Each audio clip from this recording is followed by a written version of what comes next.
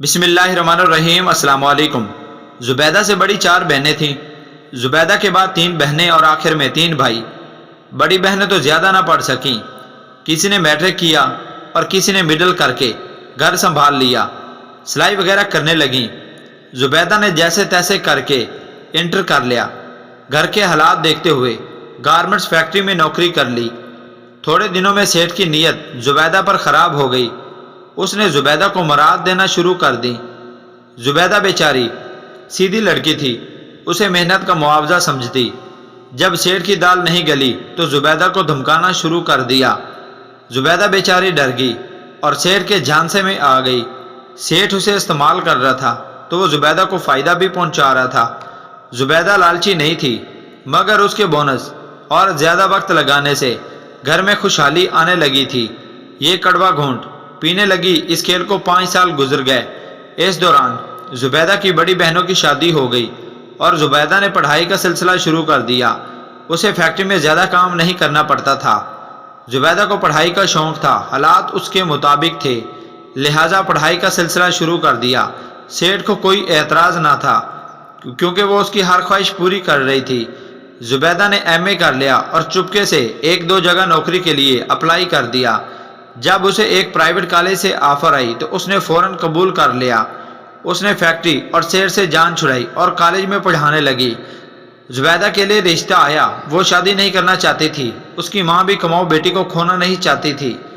जुबैदा को शुरू में महसूस तो हुआ, जब उसकी माँ ने रिश्ते की इनकारी पर ज़रा भी इसरार ना किया, फ़ौरन छोटी बहन के लिए हाँ कर दी। दूसरी बहन की शादी करके अब जुबैदा की जिम्मेदारी कम हो गई। अब सिर्फ छोटी बहन थी, स्कूल में पढ़ाने लगी थी। भाई काफ़ी समझदार हो गए। इस दौरान जुबैदा का बाप नशे की हालत में एक्सीडेंट में फौत हो गया।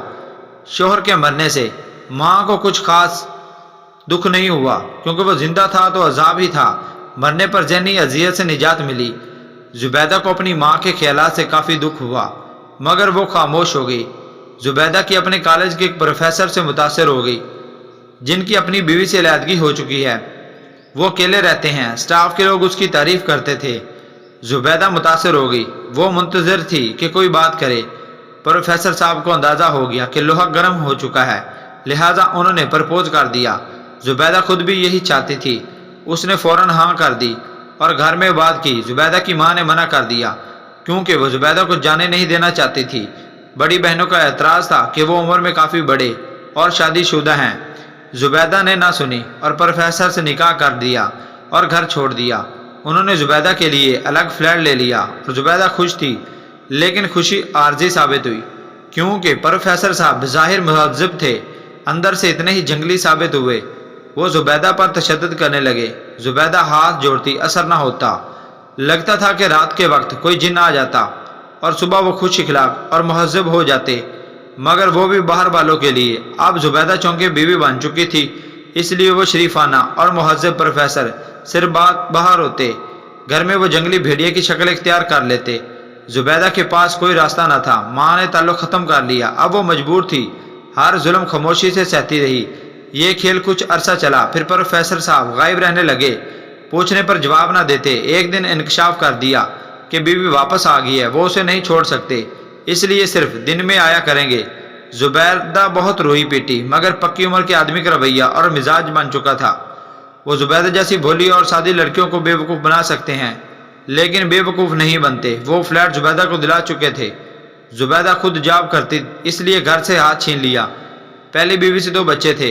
इधर जुबैदा को औलाद भी पैदा न करने दी थी। सूरत हाल यह है कि जुबैदा अकेली रहती है।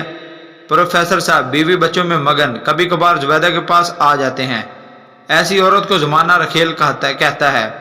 जुबैदा ऐसी ज़िंदगी गुजार रही है। उम्मीद है आपको हमारी स्टोरी अच्छी लगी होगी। अगर आपको ये अच्छी लगी है तो हमारे चैनल को सब्सक्राइब कर दें, साथ ही बेल आइकन को प्रेस कर दें ताकि मज़ीद ऐसी वीडियोज़ आप तक आसानी से पहुँच सकें। अल्लाह हाफिज़।